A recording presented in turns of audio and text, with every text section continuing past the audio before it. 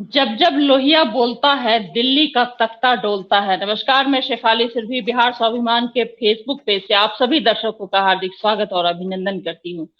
भारत की आजादी के लड़ाई के महान योद्धा और समाजवादी प्रखर चिंतक डॉक्टर राम मनोहर लोहिया की पुण्यतिथि पर सादर नमन करती हूँ। आज का हमारा विषय है समाजवाद को कलंकित करते डॉक्टर लोहिया के छद्म शिष्यों का परिवारवाद। इस विषय पर संवाद के लिए मुझसे जुड़े हैं आर.एस. यादव, लोहियावादी विचारक है। बहुत बहुत स्वागत है सर आपका कार्यक्रम में। नमस्कार। नमस्कार। नमस्कार। नमस्कार सर। सर, आज जो विषय है हमारा, हम पुण्यतिथि पर सादर नमन कर रहे हैं। डॉक्टर महान चिंतक रहे हैं आजादी की लड़ाई का, और उन्हें आज पुण्यतिथि पर हम सादर नमन कर रहे हैं। और इसी विषय उनको याद करते हुए आज हमारा विषय है कार्यक्रम का, समाजवाद को कलंकित कितना कर रहा है लोहिया के यक्ष शिष्य परिवारवाद का। सबसे पहला सवाल यही मन में उठता है सर, क्या कहेंगे? देखिए, भारत में प्रजातंत्र है, लोकतंत्र है। लोकतंत्र में परिवारवाद का कहाँ स्थान है, ये बताइए। प्रजातंत्र का संविधान है, संविधान के तहत इलेक्शन होते हैं। इलेक्शन में पॉलिटिकल पार्टियां अपने अपने मैनिफेस्टो को लेके जनता के सामने जाती हैं और उसमें जनता के सामने अपने अपने जो विकास के मुद्दे हैं या जो भी प्रांत या देश के मुद्दे रखते हैं, तो मुद्दों के आधार पर जनता वोट करती है, जनता चुनती है, हारते भी हैं, जीतते भी हैं। तो यहाँ परिवारवाद कहाँ से आ गया? इलेक्शन कमीशन का इसमें हाथ होता है। इलेक्शन कमीशन इलेक्शन कंडक्ट कराता है और पॉलिटिकल पार्टियां साल में अपना ब्यौरा उनको इलेक्शन कमीशन को देती हैं। तो परिवारवाद कहाँ से टपक गया? ये तो ऐसा लगता है कि जैसे समाजवादियों को कलंकित करने के लिए विषय वस्तु आपने गढ़ ली है, और हमें तो अभी पता लगा है कि ये विषय वस्तु आपकी ये है, पहले पता ही नहीं था। हम तो लोहिया जी की पुण्यतिथि पर नमन करने के लिए और जो आप प्रश्न पूछे हैं तो उसका जवाब देने के लिए आए थे। प्रश्न ऐसा कर दिया कि गजब है, एकदम पहुंच गया कि ये प्रश्न क्या है, आपका विषय वस्तु क्या है। विषय वस्तु तो समाजवादियों को बिल्कुल ऐसा लग रहा है भाजपा का एजेंडा आप यहाँ सामने रख दिया आपने। इलेक्शन आ गया ना? नहीं सर, ये विषय है स्वाभिमान आंदोलन ने रखा है ये, और आपको शायद जानकारी होगी। समाजवाद को कलंकित करते लोहिया के यक्ष छद्म शिष्यों का परिवारवाद, ये विषय रहा है। इसी संदर्भ में मैंने आपसे पहला क्वेश्चन पूछा था। लेकिन यहाँ पे कोई ऐसी पार्टी का कुछ खास ये नहीं है। हम उन्हें याद कर रहे हैं, नमन कर रहे हैं। वो महान प्रखर चिंतक रहे और महान विचारक रहे हैं। और मेरे साथ जुड़ गए हैं उमेश चतुर्वेदी, वरिष्ठ पत्रकार हैं दिल्ली से। बहुत बहुत स्वागत है कार्यक्रम में सर आपका। नमस्कार। नमस्कार सर। सर, जैसे कि आर.एस. यादव सर बता रहे थे कि आपका प्रश्न ही अजीब सा है कि आप एक पार्टी का कर रहे हैं। ऐसा कुछ भी नहीं है सर। मैं नमन कर रहे हैं आज बिहार स्वाभिमान, और ये विषय आज का है। तो महान विचारक रहे हैं और एक प्रखर चिंतक रहे हैं। भारत की आजादी के बाद सबसे ज्यादा समाजवाद के महान चिंतक जो कहेंगे रहे हैं, और उन्होंने जो जितनी चिंता की है भारत की आजादी के बाद, समाज की, गरीबों की, पिछड़ों की और आदिवासी की, तमाम लोगों की जो मुख्य धारा से जुड़ सके, उनके चिंतक रहे हैं। और एक इनका नाम सदियों तक रहेगा। तो आज मैं आर.एस. सर से आपसे कहना चाहूंगी कि ऐसा कुछ भी नहीं है कि किसी एक पार्टी की बात है। सर, मैं आपसे समझना चाहूंगी उमेश सर, लोहिया डॉक्टर लोहिया के विचारों की प्रासंगिकता आज के संदर्भ में कितनी रह गई है? वो समाज के सभी वर्गों के लिए सोचा करते थे, चिंतित रहते थे। डॉक्टर लोहिया की जब भी चर्चा होगी, और देखिए मेरे को तो सौभाग्य नहीं मिला उनसे मिलने का, उनको देखने का। मैं जब पैदा हुआ उसके पहले ही गुजर गए थे, लेकिन जितना मैंने उनको पढ़ा है उस हिसाब से अगर आप कहें तो लोहिया की प्रासंगिकता आज ही नहीं हमेशा बनी रहेगी, जब तक कि समाज में जो विषमता आधारित वैमनस्य होगा।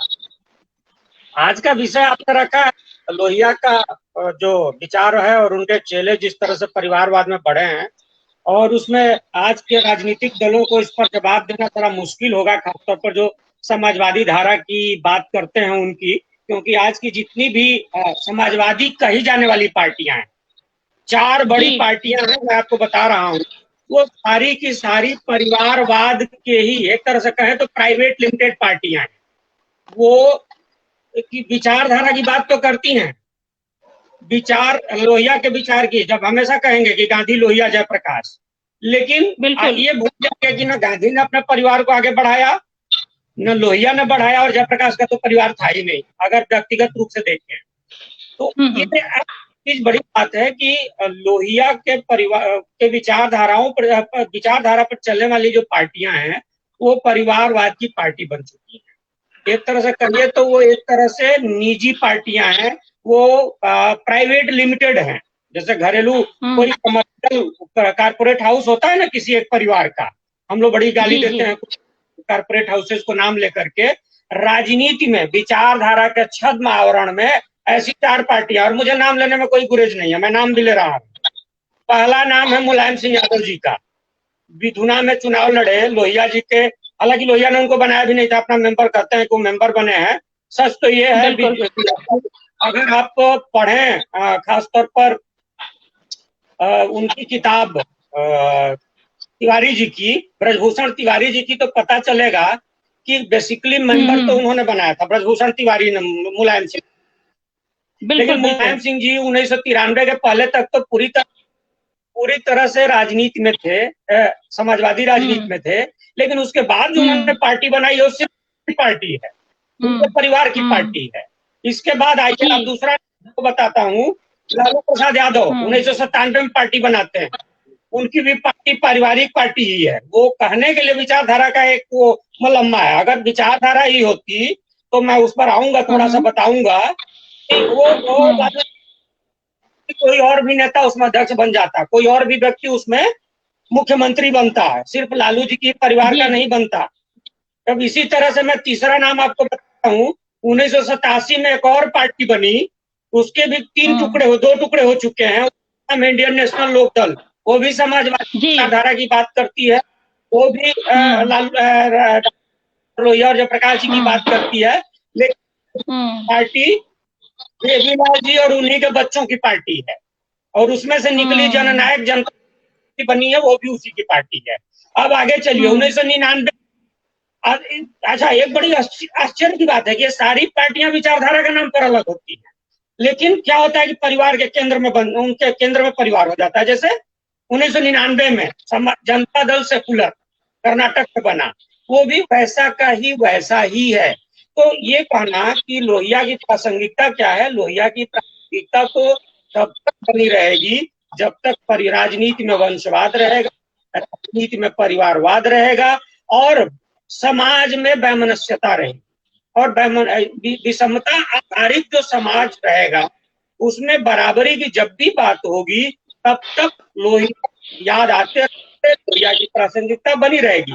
मैं आपको एक और बात बताना चाहूंगा, क्योंकि राजनीतिक दल चाहे कोई भी हो, मैं नाम नहीं लेना चाहूंगा, उनके लिए थोड़ा आपने जो सवाल पूछा वो बड़ा कठिन है, वो सकते हैं कि किसी है, लेकिन एजेंडा की बात को परे रखते हुए बताता हूँ।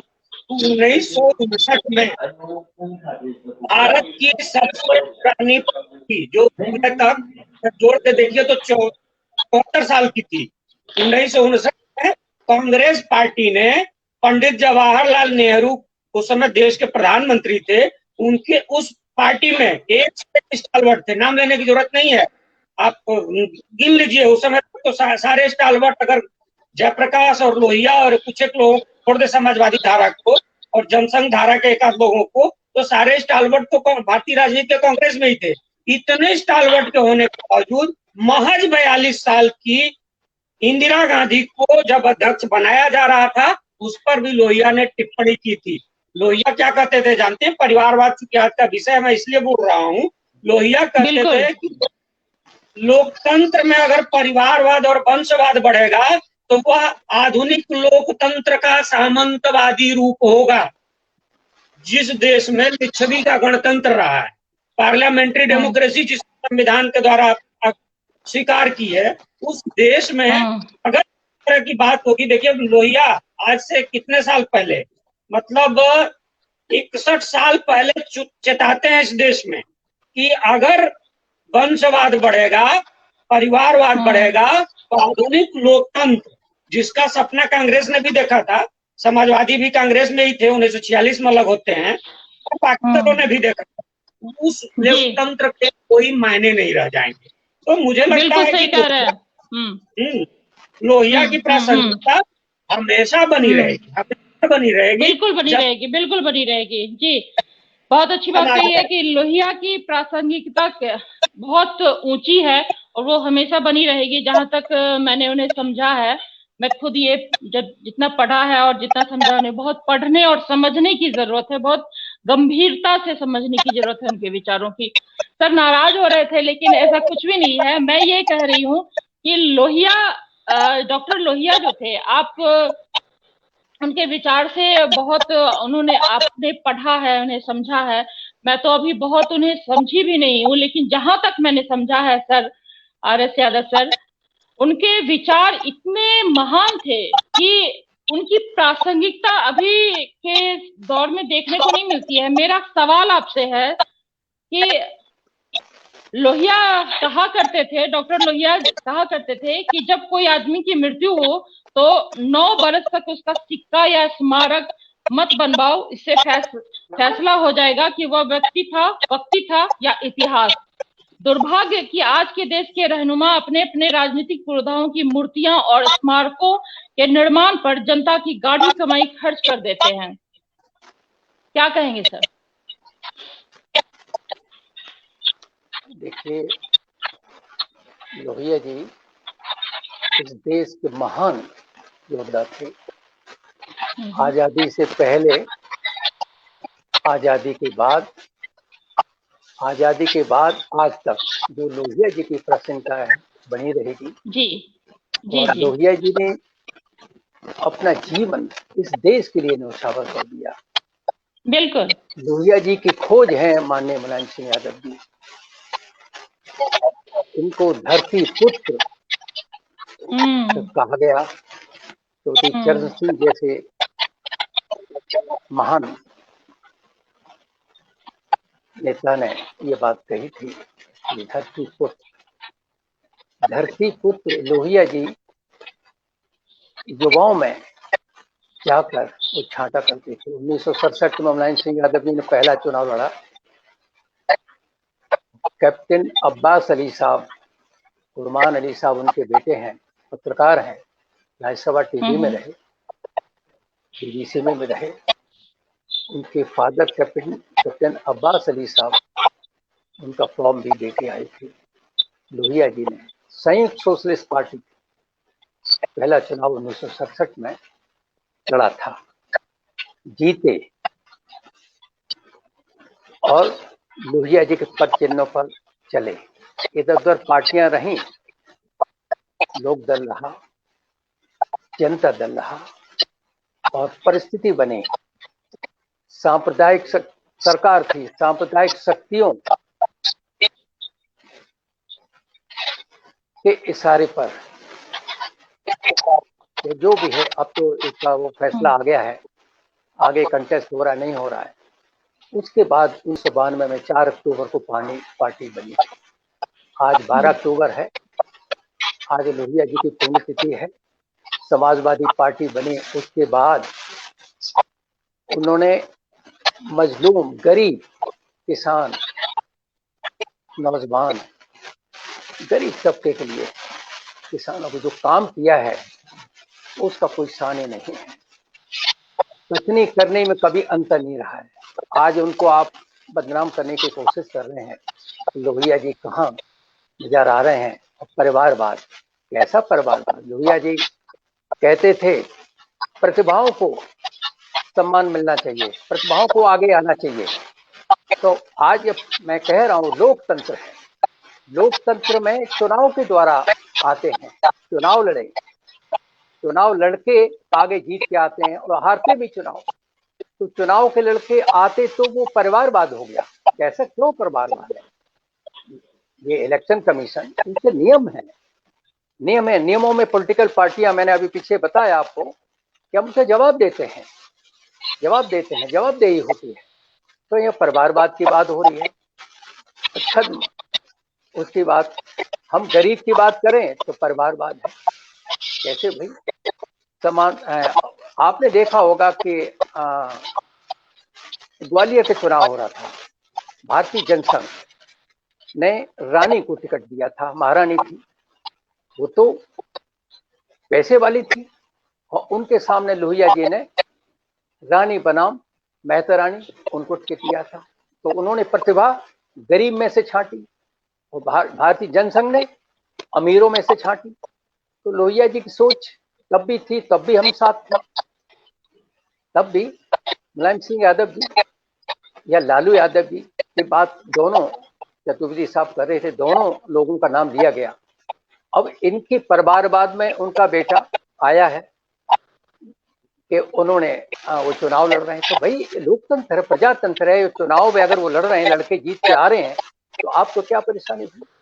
क्या वो विकास के लिए काम नहीं कर रहे हैं, गरीब के लिए काम नहीं कर रहे हैं? या उन्होंने इसमें भेदभाव, लोहिया जी भेदभाव नहीं करते, उन्होंने जात तोड़ो आंदोलन तक चलाया। मुलायम सिंह यादव जी इस पर जब विद्यार्थी थे तब भी इन पर आरोप लगा। उनका एक जाटव समाज में एक साथी पढ़ रहा था, वो जाटव समाज था, कोलू चल रहा था, तो उस पर उन्होंने वो रस पी लिया था। तो उच्च समाज ने उनको जात से अलग करने का भी वो कर दिया था।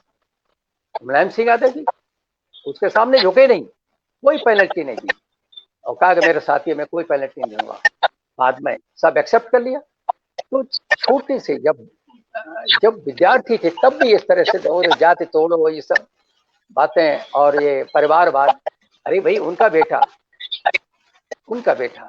मुलायम सिंह यादव जी का ये परिवारवाद की बात कर रहे हैं। तो मैं सीधा प्रश्न दे देता हूँ, अखिलेश यादव हैं, पढ़े लिखे हैं, सहज हैं, सौम्य सरल हैं, तकनीकी शिक्षा में पारंगत हैं, क्या परेशानी है आपको? चुनाव लड़के जीत के आए नहीं आए, और जीत के आए, मुख्यमंत्री भी बने, उन्होंने ऐसे काम किए। मुलायम सिंह यादव जी ने 2003 में बनना शुरू हुआ था हवाई अड्डा, हवाई पट्टी से भाई की 2007 में हुई।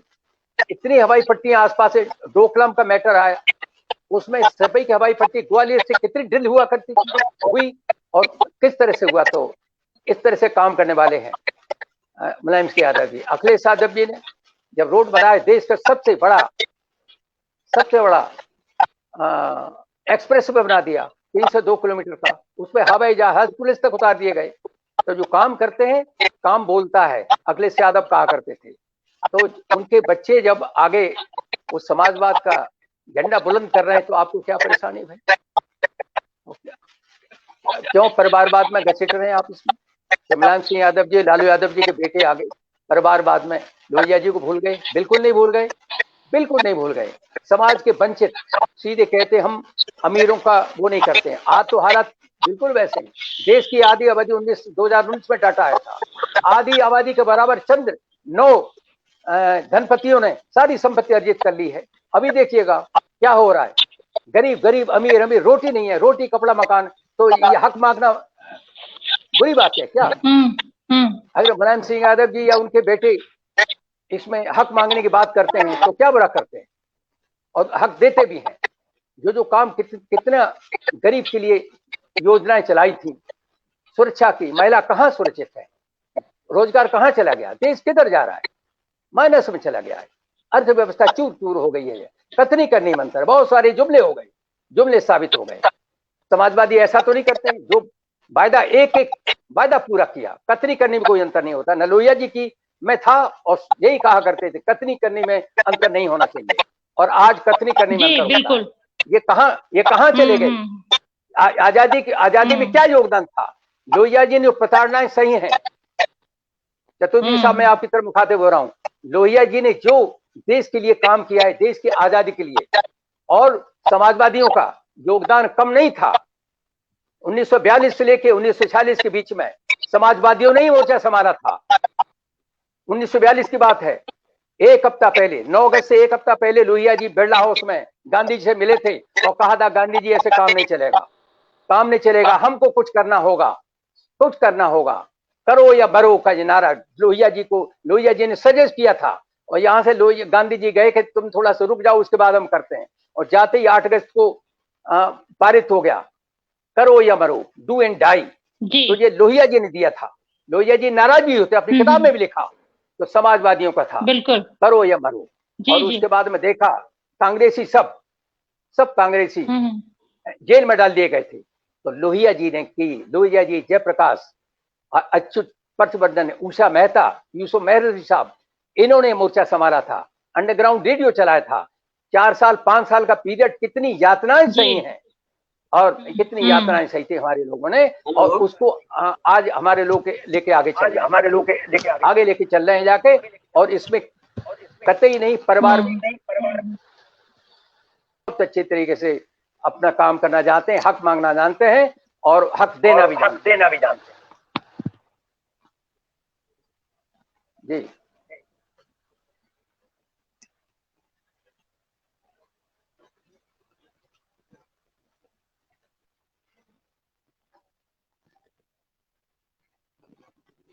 ठीक तो दिखता नहीं है, और गई है सर। एक और चीजें है कि सार्वजनिक हित की योजनाओं का नामकरण भी राजनेता विशेष के नाम पर किया जाता है। क्या लोकतंत्र की प्रवृत्ति के अनुरूप? जी सर। आपका सही है। सर, आपसे ही समझना चाहूंगी सर, यादव सर। बताइए। सार्वजनिक हित की योजनाओं का नामकरण भी राजनेता विशेष नाम पर किया जाता है। क्या लोकतंत्र की प्रवृत्ति के अनुरूप है? देखिए, अब जिस बात पर आप कहना चाह रहे हैं, समाजवादी लोहिया जी के बाद में जनेश्वर मिश्र साहब, छोटे लोहिया के नाम से जाने जानते हैं। अब आप कहें कि उनके नाम पर बहुत बड़े बड़े, एशिया का सबसे बड़ा पार्क लखनऊ में बना, जनेश्वर मिश्र का भी त्याग कम नहीं है। उनका त्याग देख लीजिएगा। उनका लोकसभा में रहे, मंत्री रहे, विभिन्न विभाग रहे, क्या छोड़ के गए, क्या था उनके पास? उनका जीवन देख लीजिएगा। जनता के लिए, जनसाधारण के लिए न्यौछावर कर दिया। क्या जातिवाद उनमें था? क्या उनके नाम पर अगर पार्क रख दिया गया, डॉक्टर लोहिया के नाम पर अगर पार्क का नाम रख दिया गया, एक लोहिया पार्क भी बना हुआ है, तो इसमें क्या बुराई है? सर, क्षमा चाहूंगी यादव सर, क्षमा चाहूंगी। मेरा कहने का सवाल का अर्थ ये है कि डॉक्टर लोहिया जो विचार लेके चले थे, जो उन्होंने सपना देखा था सर, आज वो सपना टूटता हुआ सा दिख रहा है। मेरा सवाल ये है। सपना बिल्कुल टूटा हुआ नहीं दिख रहा है। अखिलेश यादव को अभी पीछे मुख्यमंत्री बनने का मौका मिला, ऐसे से काम किए जो विश्व स्तर पर सराहे गए। महिला सुरक्षा का कोई जवाब नहीं था। इस कदर से फोन किया, 10 या 15 मिनट के अंदर में सारी सुविधाएं मिल गई। और आज महिलाएं सुरक्षा देखिएगा, आज हालात देखिएगा। सत्ता अखिलेश के हाथ में नहीं है, सत्ता जिनके हाथ में आपको पता है। तार तार धर्म, कैसा धर्म? विज्ञान से कोई विज्ञान से तालमेल नहीं है धर्म। सर, तो कहां? अपराध अपराध महिला अपराध हो या कोई भी है तब भी हुआ करता था, अब भी होता है। देखिए पुलिस ऐसा नहीं वैसी है, प्रशासन वैसी। ये बिल्कुल नहीं है। आज सुप्रीम कोर्ट देश की सर्वोच्च सच्चा 2 बार टिप्पणी इस सरकार के खिलाफ कर चुकी है। तो उत्तर प्रदेश में जंगल राज है। जंगल राज नहीं तो आप देख रहे हैं, अभी अभी हाथरस की घटना हुई, बलरामपुर की घटना हुई, और घटना आगे हो गई जाके इसमें आजमगढ़ में। ऐसी घटनाएं, ये कहां गए इनका कहने का रोमियो स्क्वाड।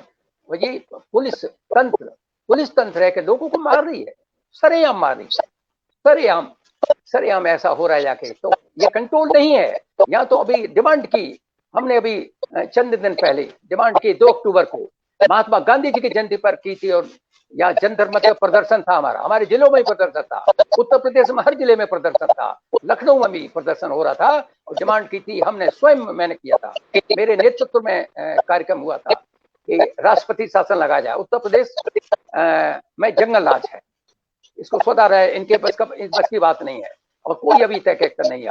और इसी को मैंने 24 अक्टूबर 2019 में एक प्रदर्शन किया था और डिमांड की थी कि उत्तर प्रदेश में जब जंगल राज की टिप्पणी आई थी सुप्रीम कोर्ट में, ये मैंने 24 अक्टूबर के बाद मैंने प्रदर्शन किया था, और 17 अक्टूबर के आसपास में जंगल राज की टिप्पणी आई थी, और फिर भी कोई एक्शन नहीं लिया।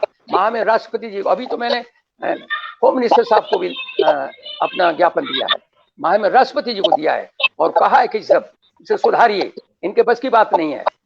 आगे इलेक्शन आ रहा है तो आप देखिएगा, आपको पता पड़ेगा कि इलेक्शन में क्या हो रहा है। जनता का राज है, प्रजातंत्र है, ये कोई तानाशाही डिक्टेटरशिप नहीं है जैसा कि उत्तर प्रदेश में हो रहा है। उत्तर प्रदेश में ऐसा नहीं होना चाहिए। देश की जनता त्राय कर रही है, समाजों को बांटकर कहां समाजों में तार गंगा जमुनी तहजीब कहां चली। क्या समाजवादी पार्टी ने ऐसा किया था?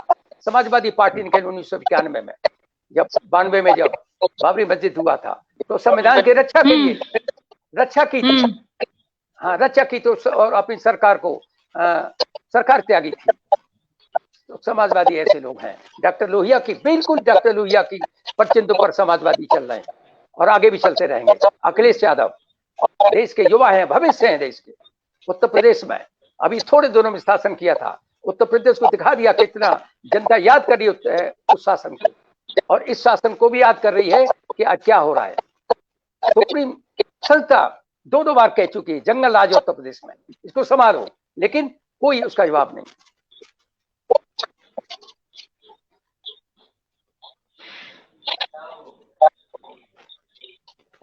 सर उमेश सर अपने फायदे के लिए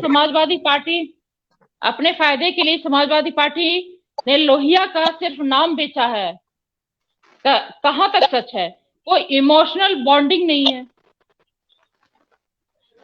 मैं यहाँ जवाब देने के लिए तो नहीं बैठा हूँ, लेकिन मैं थोड़ा सा बताऊं कि मैं मूलतः उत्तर प्रदेश का निवासी हूँ, और जब मैं 1993 में उत्तर प्रदेश को छोड़ा था तो मेरे घर में 6 घंटे भी बिजली नहीं रहती थी। आज मेरे घर में 22 घंटे बिजली रहती है, और ये 2017 के बाद ही हुआ है।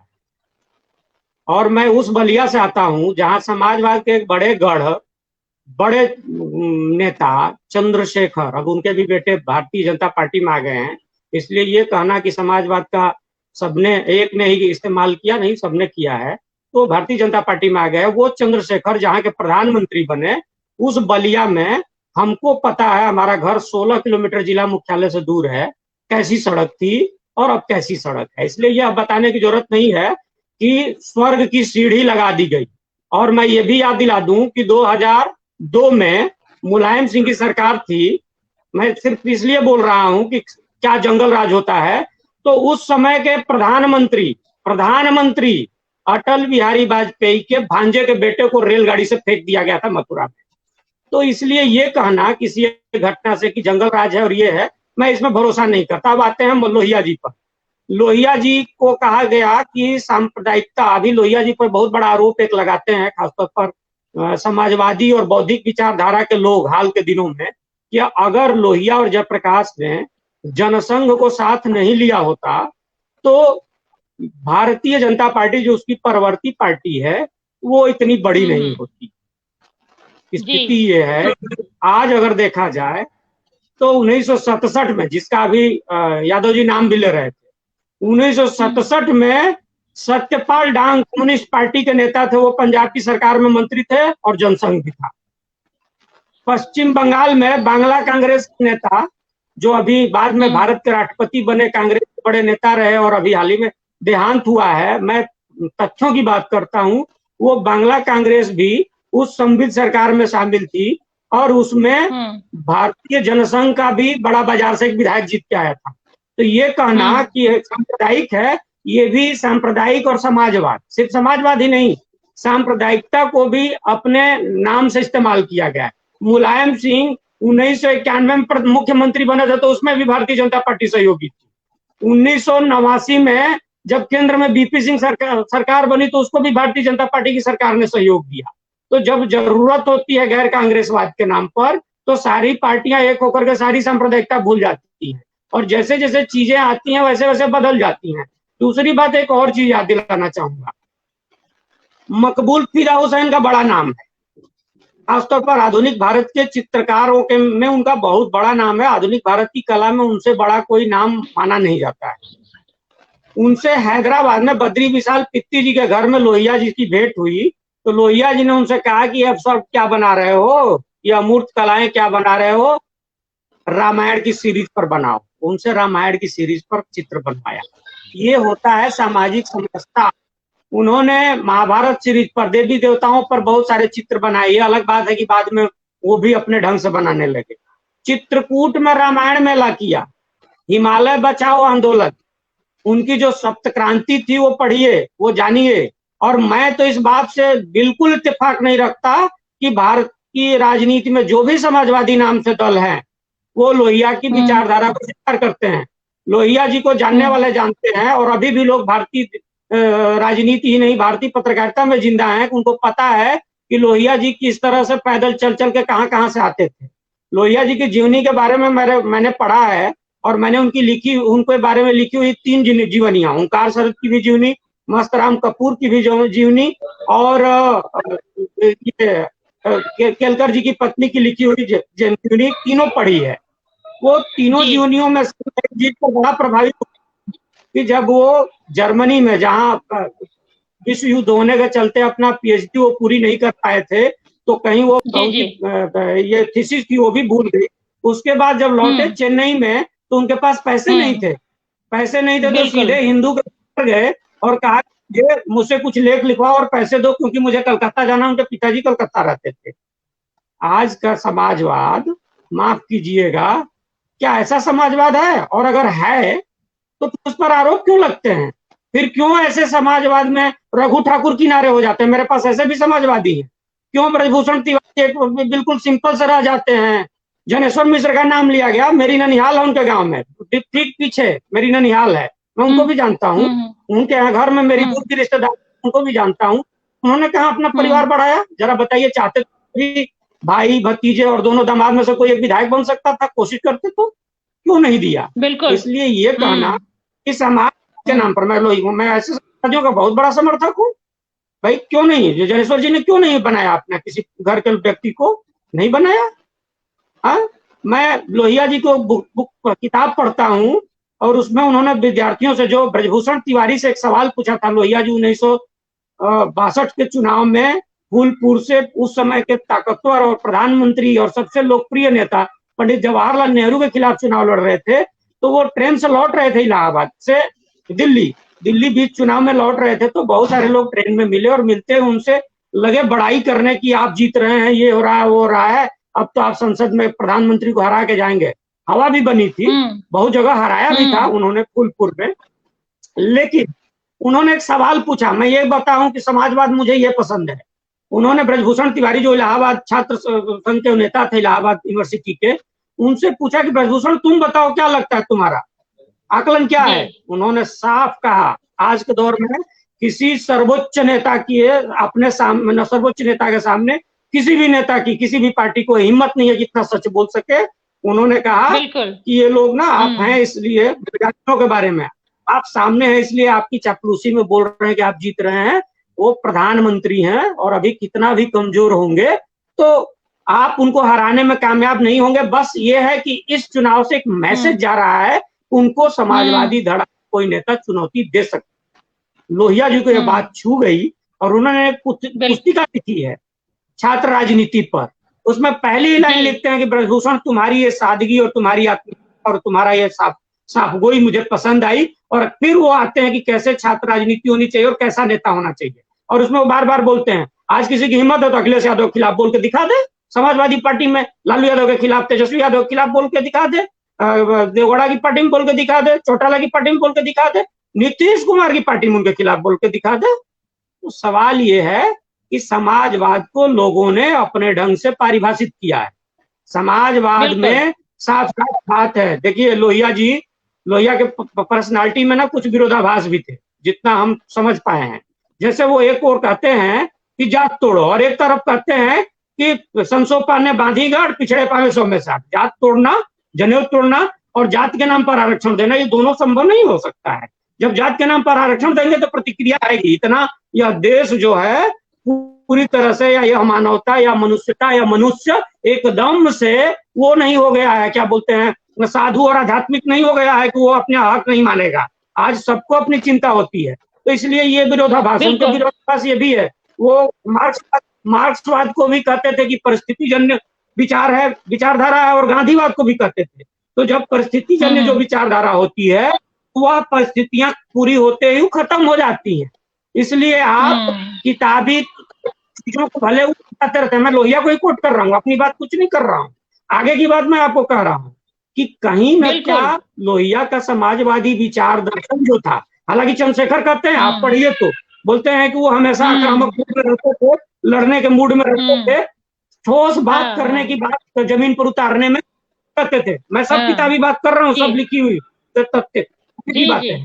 तो मुझे लगता है चीजें जो है इस तरह से नहीं होती हैं, ये ब्लैक एंड व्हाइट में नहीं होती हैं। विचारधारा को अख्तियार करना, उसको स्वीकार करना और उस पर डटे रहना आज की राजनीति में, चाहे कोई भी नाम ले ले कि हम लोहिया के समाजवादी हैं, जयप्रकाश जी के हैं, गांधी जी के हैं, ये बड़ा कठिन काम है। इसलिए अगर शायद मैं भी किसी पार्टी होता तो मैं भी अपने को बचाना आज हमारी मजबूरी होती। जिस तरह की धारा बन चुकी है कि हम बचाते, लेकिन मुझे लोहिया फिर भी पसंद आते हैं। जब मैं इतिहास विभाजन के गुनाहगार पढ़ता हूँ, भारत विभाजन के गुनाहगार, तो मुझे लगता है कि वो किस तरह से गांधी के बचाव में उतरते हैं, वो किस तरह से नेहरू जो उनके आदर्श भी रहे, नेहरू एक दौर में आदर्श रहे, और नेहरू लोहिया के, और नेहरू के अधीन उन्होंने भारत के विदेश जो कांग्रेस का जो विदेश प्रकोष्ठ था उसमें काम किया था। उस अपने आदर्श के खिलाफ उतरते हैं और झिड़कते हैं। भारत विभाजन के गुनाहगार में वो पटेल से बड़ा नेता नहीं था उस समय कांग्रेस में, गांधी को छोड़ दे तो उस पटेल को चुनौती देते हैं कि आप गांधी से बात नहीं कर सकते। आज का समाजवाद करके दिखा दे जरा, तुरंत 6 साल के लिए पार्टी निष्कासित करेगी। ये है आज का समाजवाद। मुझे लगता है कि विचार के स्तर पर समाजवाद जितना भी बढ़िया विचार हो, जितनी बढ़िया विचारधारा हो, चाहे वो लोहिया का समाजवाद हो, चाहे वो जयप्रकाश का हो, चाहे उसने आचार्य नरेंद्र देव से ग्रहण किया हो, उसके गांधी के विचारों के नाभिनाल से जुड़ा हो, लेकिन आज सच यही है कि भारतीय राजनीति में चाहे जिसने भी नाम लिया है उसका सिर्फ इस्तेमाल किया है। और मेरा एक सवाल है, जब समाजवाद इतना ही आपने किया है और आदृत किया है, इतना अपनाया है, तो इस देश में आज भी गरीबी क्यों है? आज भी इस देश के 40% लोग, कांग्रेस भी यही बात करती रही है, समाजवाद की बात करती है, आज भी इस देश के 40% लोग, 30% लोग, डाटा में फर्क हो सकता है, आने वाले दिनों में बदलता रहता है, क्यों, और गरीबी की वजह से जीवन गुजारने मजबूर है, क्यों आज भी इस देश के 6 करोड़ से ज्यादा लोग भूखे रहने को मजबूर हैं, क्यों भी आज भी इस देश के लोगों को अपनी बुनियादी जरूरतों को पूरी करने के लिए मजबूर रहना पड़े। और ये मामूली बात नहीं है कि जब समाजवाद की विचार करते हैं, लोहिया जब चलते हैं, खासतौर पर एक क्या क्या दृश्य याद आता है, इतनी छोटी बात, इतने छोटे समय में क्या क्या बोलूं।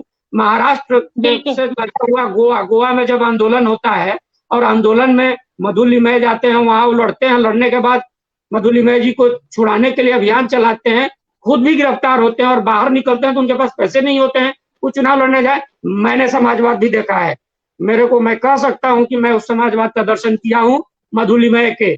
मैं जब छात्र था, पढ़ता था भारतीय जनसंचार संस्थान में, मुझे एक बड़े अखबार ने मधुलिमय जी का इंटरव्यू करने को भेजा।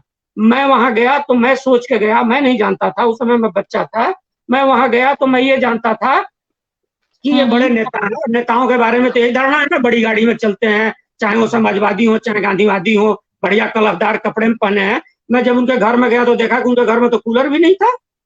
मुझे ये पता चला कि वो पेंशन भी नहीं लेते, किसी तरह से घर लिए हुए, तो वो भी स्वतंत्रता सेनानी कोटे के। मैं बात पूरी भी नहीं था। मैं बात और क्या बोलते हैं कि तुम चाय पीना पसंद करोगे? मैंने कहा जरूर। बनाना क्या? जरूर। तो कौन सी बनाओगे, नींबू की कि दूध की? मैंने कहा आप बताइए। बोले मुझे तो नींबू की चाहिए।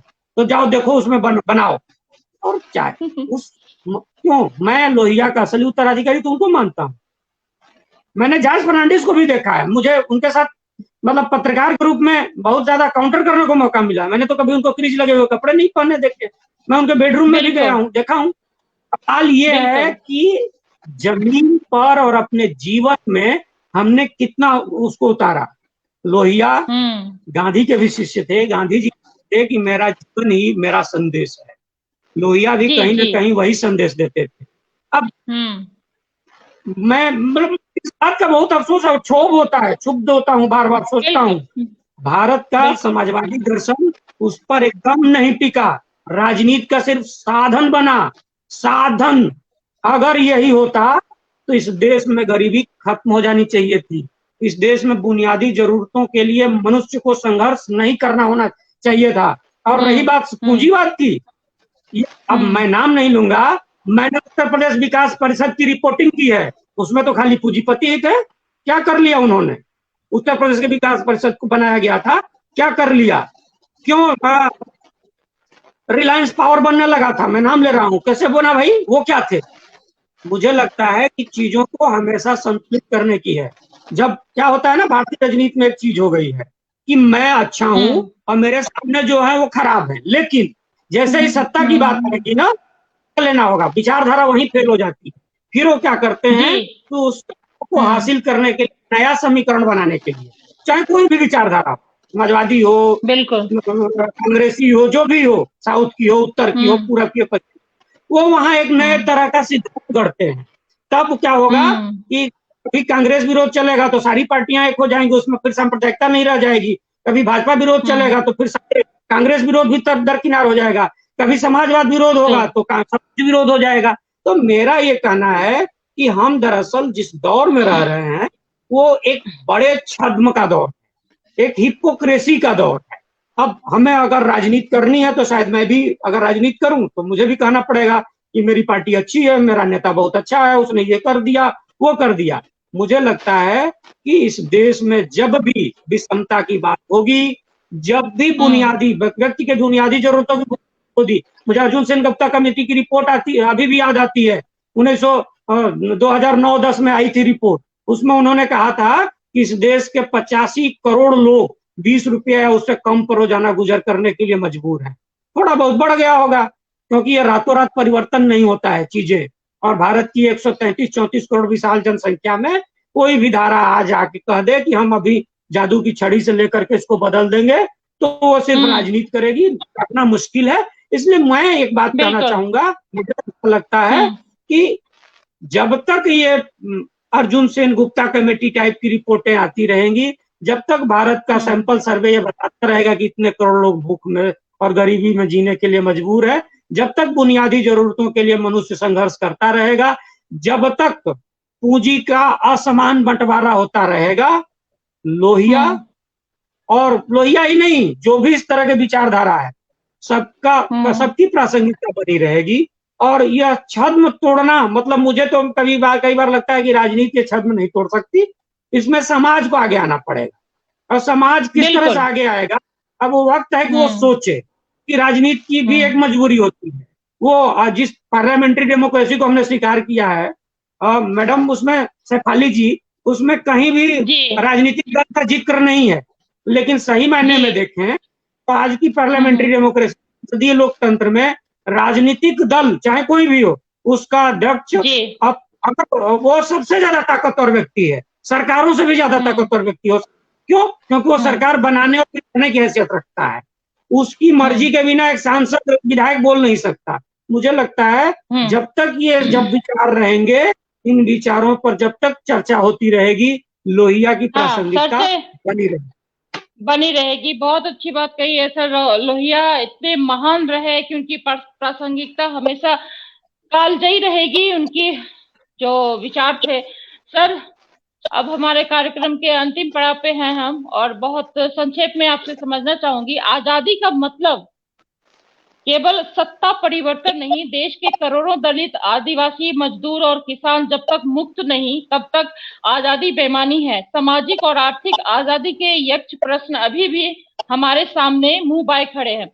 इसी सब चिंता के मद्देनजर संविधान सभा में प्रश्न पर बहस और चिंतन मनन हुआ भी था जरूर, लेकिन आज की सरकार और प्रशासन सामाजिक और आर्थिक आजादी के लिए अक्षम साबित हुई है। क्या कहेंगे सर?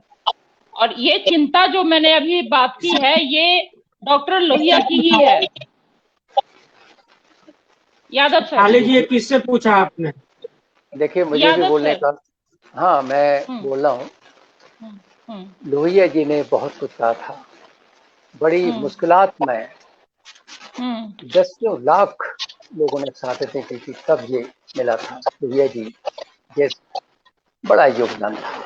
आज जो सत्ता में है, उनका योगदान तो दूर दूर भी दिखाई नहीं देता। कहाँ थे ये लोग? आज सत्ता में, सारा सत्ता पे कब्जा है, बोल सकते नहीं है, प्रश्न नहीं कर सकते, ऐसे हालात बने। सारी संस्थाओं पे इनका कब्जा है।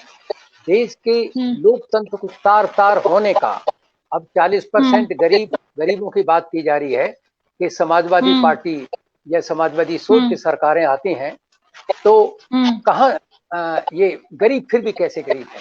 जब भारत को आजादी मिली थी, तब किन हालात में आजादी मिली थी? उसमें गरीब, वंचित, जितने भी बैकवर्ड लोग थे, उनके हाथ में क्या था? क्या था तब? और करते इसको जैसे मौका मिलता है, तो लोकतंत्र में अपने अपने मैनिफेस्टो होते हैं, जनता के सामने रखते हैं। कथनी करने में कभी अगर समाजवादी पार्टी ने, मुलायम सिंह यादव भी रहे हो या अखिलेश यादव रहे हो, हम अपनी यहाँ की बात करते हैं, तो कभी कथनी करने में अंतर नहीं रहा। गरीब को ऊपर उठाने का, किसान को, गरीब को, मजदूर को, मजलूमों को उठाने का काम किया है। और आज जो सरकार है, आज तो बड़े सरमाएदार लोग वो माला माल हुए चले जा रहे हैं। गरीब तो पिस गया है, रोटी नहीं है, कपड़ा नहीं है, मकान नहीं है, स्वास्थ्य शिक्षा दूर के बात होगी। ये मेरा प्रश्न है। और लोहिया जी प्रासंगिक, लोहिया जी पर अगर समाजवादी पार्टी आती है तो प्रासंगिक बिल्कुल लोहिया जी के विचारों को लेके हम आगे बढ़ते हैं, और जनता समर्थन करती है। देखना 2022 में जिस तरह के हालात हैं, तो समाजवादी पार्टी के हाथ में सत्ता आएगी, और गरीब की बात अखिलेश यादव रखेंगे। अखिलेश यादव जो भी हमारे वहां के मुख्यमंत्री बने, मुझे उम्मीद है कि अखिलेश यादव सर, यादव सर, मैं क्षमा चाहती हूँ आपको रोकने के लिए, लेकिन मेरे मन में ये बात आ रही है कि अखिलेश यादव और समाजवादी पार्टी की हम बात यहाँ ये इसलिए आप कर रहे हैं, लेकिन मेरे मन में ये सवाल ये आ रहा है कि जो डॉक्टर लोहिया के विचार थे, जो उनकी चिंता थी आजादी के बाद, वो पूरी फुलफिल नहीं हो पाई, उन्हें यूज किया गया। और अभी आप कह रहे हैं कि वो कर रहे हैं, ठीक है, बहुत सारा अच्छा काम भी किया है, लेकिन उन्होंने यूज किया है उस नाम को। और वो जो उनकी डॉक्टर लोहिया की चिंता थी, वो अभी भी बरकरार है। क्या वो अभी रहते तो क्या वो खुश होते? जो समाजवादी पार्टी कर रही है। डॉक्टर लोहिया प्रतिभाओं में विश्वास रखते थे, प्रतिभाओं को मौका मिलना चाहिए। यहाँ सवाल उसका नहीं है कि वो परिवारवाद या उसका, प्रतिभाओं का। अखिलेश यादव देश के युवा है, प्रतिभा है, उनके हाथ में शासन आएगा तो आप देखिएगा उत्तर प्रदेश में जो पिछले मजलूम है, किसान हैं, गरीब हैं, अल्पसंख्यक हैं, उनका उस वक्त कितना उठाव होता है। जो समाज में तार तार है, गंगा जमनी तहजीब, उसको मिलाने में अखिलेश यादव 5 साल के अंदर में आप देखिएगा, अभी तो 10 साल पीछे चला गया देश। समाज कहाँ चला गया है, देश कहाँ चला गया है। सब साधनों की लूट हो गई है उत्तर प्रदेश में। कहने को है, कह रहे हैं वो, मीडिया प्रकाशित नहीं करें के लिए, उलट इससे आंकड़े हैं, उलट इससे आंकड़े हैं। लोहिया को नहीं करते तो अखिलेश यादव इतना, जब भी आते हैं तो ये काम इस तरह नहीं हो पाता। गरीब के लिए काम हुआ है, बहुत काम हुआ है। आप देख लिया, धरातल पर जाके देख लीजिएगा तब कितना काम हुआ था, आगे भी काम करेंगे। तो लोहिया जी तब भी प्रासंगिक थे और उनके पद चिन्हों पर ही चल के हम आगे बढ़ रहे हैं। उत्तर प्रदेश से आगे बढ़ेगा और देश भी आगे बढ़ेगा। बिल्कुल, आप तो बहुत आशावादी बात कर रहे हैं। अच्छी बात है कि देश आगे बढ़े, समाज आगे बढ़े। पूरे देश की बात हो रही है, उत्तर प्रदेश, बिहार, बाकी पूरे ऑल ओवर इंडिया की हम बात कर रहे हैं कि वो पूरे देश और दुनिया की जो उनकी सोच थी वो बहुत अच्छी। कुछ कमियां खामियां सब में होती है, जैसे गांधी जी और लोहिया की हम बात करते हैं तो बहुत सारी चीजें हैं, लेकिन अभी हमारे पास समय नहीं है। चलते चलते मैं समझना चाहूंगी बहुत ही कम शब्दों में, चतुर्वेदी सर, उमेश सर, उन्होंने जो कुछ भी उनके विचार रहे, उनके परिवार को भी बिल्कुल दरकिनार कर दिया गया। उनका परिवार कोई मुख्य धारा में नहीं है, उनकी खोज खबर भी नहीं ली गई। और बिहार की बात करें तो बिहार में भी उनको उतना जीवित नहीं रखा गया, उनके विचारों को। परिवार की बात कर रही हैं आप? किनके परिवार की बात कर रही हैं? डॉक्टर लोहिया के परिवार की सर, उमेश सर। कोई नहीं, उनकी माँ मर चुकी थी, पिताजी ने पाला था, उन्होंने शादी की नहीं, इसलिए तो उनका परिवार पूरा देशी था। तो ये कहना कि खोज खबर लेना थोड़ा ये है। लेकिन एक चीज और आपको याद दिला दूं, आजाद भारत में पहली समाजवादी सरकार केरल की थानू पिल्लई की थी और उसने किसानों पर गोली चलवा दी। वो कुछ प्रदर्शन कर रहे थे। लोहिया उन दिनों सोशलिस्ट पार्टी के महासचिव थे। उन्होंने कहा कि आजाद भारत की समाजवादी कोई अधिकार कैसे है कि वो गोली चलवा दे अपने किसानों पर, अपने नागरिकों पर। इस सरकार को इस्तीफा दे देना चाहिए। लेकिन आप जानेंगी, जान के ताज्जुब करेंगी कि उनके रहते ही इस बात को नकार दिया गया था। जो उस समय का पार्टी का आला कमान था, जो उस समय के बाकी अध्यक्ष, उपाध्यक्ष, महासचिव थे, उन्होंने इस आदेश को, लोहिया के आदेश को कार्यान्वित होने से मना कर दिया था। मुझे लगता है कि लोहिया का जो दर्शन है वो कुछ ज्यादा ही आदर्शवादी है। लेकिन आदर्श जितना, एक चीज जो है हम दर्शन शास्त्र में पढ़ाया जाता है कि आदर्श जितने ऊंचे होंगे, अगर उस लक्ष्य को लेकर के मनुष्य आगे बढ़ेगा तो वह लक्ष्य कम से कम वो रूपेण प्राप्त भले न हो सकते, लेकिन वो सामान्य से कहीं ज्यादा अच्छा हो।